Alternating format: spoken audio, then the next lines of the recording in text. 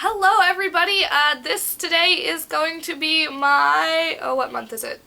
May. This is going to be my May wrap-up video, woohoo! So I already filmed most of this like 2 weeks ago when I was at college because I went through a lot of books in the first 2 weeks of May while I was at college. And a good number of them actually had to go back to the library before, I moved home, which is where I am now. Yeah, so I filmed a majority of this 2 weeks ago, and then finals happened, and then moving home happened, and like saying goodbye to all of my friends who are, seniors slash going away for the summer because they don't live here. I just got all caught up, and so the majority of the books I read were in the beginning of May, and then this last week or so I have read a few more, and so I'm gonna add those at the end of the wrap-up, but I'm now going to send it back to Andy in the past to tell you all about the wonderful books that I read in the first 2 weeks of May. Yeah. So, this is in no particular order, this is just kind of the stack that they were in. So, first I read So Long a Letter by Mariam Ba for my Intro to World Literature class. This is a very short book, it's only about 90 pages. It is a very long letter from one woman to another woman who is essentially her best friend, and it just tells the story of these two women growing up in Senegal and the different kinds of things that they had to deal with there, with the kind of polygamist society and relationships and children and society and being a woman and being educated or not being educated and how you navigate that. So I thought it was very interesting. Then I read The Goldfinch by Donna Tartt. This is the opposite of that. This is a very, very long book. It's about a 13-year-old boy named Theo Decker who survives an accident that kills his mother. And then this book essentially is about him growing up and dealing with all of these things, this accident that happened, and the different places that he has to live now because his mother has passed away, and all of those kinds of things. And it's a very interesting book. It's super detailed, which is, I think, one of the reasons why it's so long, but it was very good. Then I read Heist Society and Uncommon Criminals by Ally Carter. These are the first two books in a series by Ally Carter about a 15-year-old girl named Katerina Bishop who was born into a family of cons and has basically grown up in the business and, has to face the kinds of things that you have to face when you grow up in the business of being a family of cons and art thieves and various other kinds of thieves. So they're very interesting. Love Ally Carter. I love her work. I just do. Then I read Kiss of Deception by Mary E. Pearson. I had rather mixed feelings about this book. I thought it was very good. I thought that the ending was the kind of ending that makes me want to find the second one immediately and continue reading it, but I did have some mixed feelings about the writing of this one. Then I read Macbeth by William Shakespeare for a class. This is the Norton Critical Edition that I got from the library. I did not read all of the essays and source material in the Norton edition, but I did skim over it and read some of the other ones as well, and so that was very interesting. I really like, Shakespeare and Shakespeare's plays. They're brilliant. I mean, most people will tell you that they're brilliant, and those people are going to be right. They are. I liked it immensely. Then I read Predator's Gold by Philip Reeve. This is the second book in the Hungry City Chronicles. I'm not going to say too much beyond that because I don't want to spoil anyone about anything. It is following the same characters that we were following in the first book, and it takes the story in really interesting directions that I really, really enjoyed. Then I read The Winner's Curse by Mary Rutkowski. This book was just fabulous. This book was absolutely wonderful, and it's one of those books that I got from the library and I wasn't sure that I was gonna want to own it, and then I read it and I was like, nope, I'm gonna put this whole series on my wish list. It's happening. So there's that. Just a short synopsis. This book is about a 17-year-old girl who is the daughter of a general in this country called Heron, and she buys a slave at the slave markets on a whim one day, and it's kind of about how that relationship develops and affects the world around them, this world of political intrigue and glittering parties and shallow people and all of this wonderful stuff, and I loved it. I loved it. It was beautiful. Then I read Afterworlds by Scott Westerfeld, also from the library. This book was just beautiful. It's absolutely fabulous and I love it.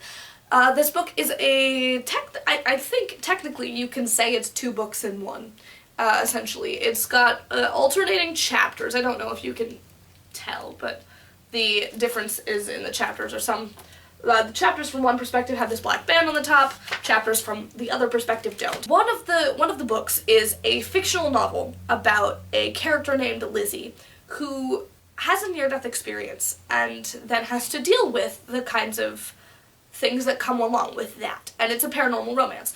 The other one is the story of a character named Darcy who has written a book about who is essentially writing Lizzie's story. She's an author in modern-day New York, writing Lizzie's story. And they're both teenage girls, and it's beautiful and poignant and wonderful and full of beautiful quotes and scenes. I read this book in like 6 hours. I just marathoned this, and it's pretty big. This is a heavy book. It's like 600 pages, and I read it in like 6 hours because I couldn't put it down. I literally could not stop reading this book. It was fabulous. Alright, and then finally in this first half of my wrap-up, I have I'll Give You the Sun by Jandy Nelson. This book was very emotional. This book is about a set of twins who are very, very close when they're 13 years old. They're, basically inseparable, and then something happens. Something happens that completely changes that. It's in 2 perspectives. One of the perspectives is telling the story of what's happening when they're 13 and they're still really close, and the other one is telling the story when they're 16 and everything has changed and they're no longer very close. It's the story of how they fell apart and kind of how they begin to put themselves back together, which I think it's beautiful and it's poignant, and if I already said that, I'm just gonna say it again. I loved it. Ugh. So, this here is the stack of books that I read in the first half of this month. It's kind of unfortunate that I'm not going to be able to show you the full stack at the end of this month, because I feel like I've been reading a lot so far.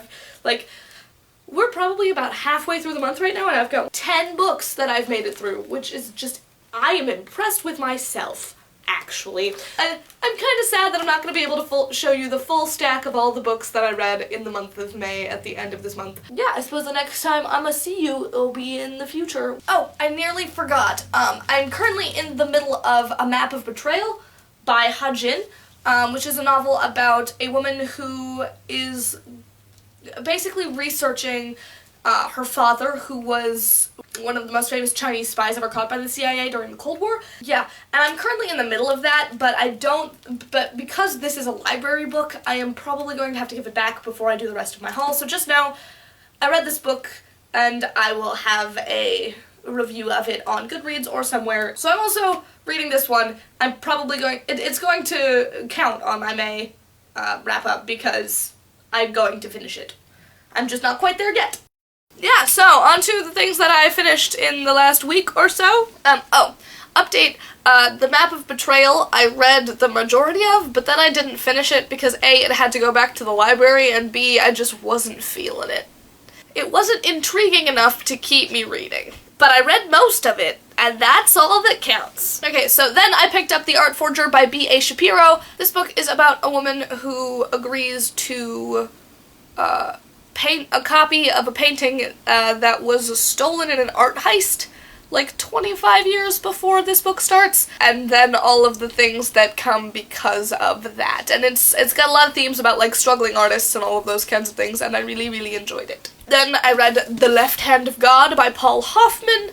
This book is difficult to explain. It's set in a fantasy land. Our main character basically grows up in this place called the Sanctuary, which is where they bring really, really young boys and then raise them in this religion. And this religion is like a really extreme,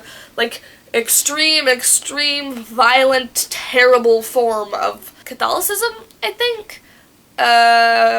which I didn't enjoy, to be perfectly honest. I didn't enjoy the treatment of a lot of things in this book, like the treatment of religion and women and politics and the meaning of life and all of those. I didn't like the themes of this book at all. I really didn't. Anyway, since I didn't like the thematic elements of this book, but like the writing style was really intriguing, if I come across a continuation of this series, like by accident in a used bookstore and the pricing's good, I'll probably get it and read it, but I'm not gonna go looking for the rest of this series. Then I reread Miss Peregrine's Home for Peculiar Children by Ransom Riggs, and I forgot how much I loved this book until I picked it up again and started reading it and realized, once again, how much I love this book. Reading it this time, I was able to much more take time to appreciate the kind of artistry that went into this book with the found photos and the storytelling that goes into it, and the way that the author works the photos into the story is just fabulous, and I love it. If you couldn't tell, loved the book. Loved it. Absolute love. Anyway, the last thing that I read is The Dragon of Lonely Island by Rebecca Rupp. This is also a reread. This is a middle grade book about 3 siblings who spend their summer on this island and find a dragon. And it's really cool, and I like it. I read this when I was, middle grade myself, and I found it at, like, Goodwill a couple of months ago, and so I picked it up and decided to, own it and reread it. I've been doing this a lot lately, rereading books from my childhood. But yeah, this was beautiful, blast from the past, breath of fresh air kind of storytelling that I loved. Yeah, so that's all I have for you in terms of books that I read this month. Bye!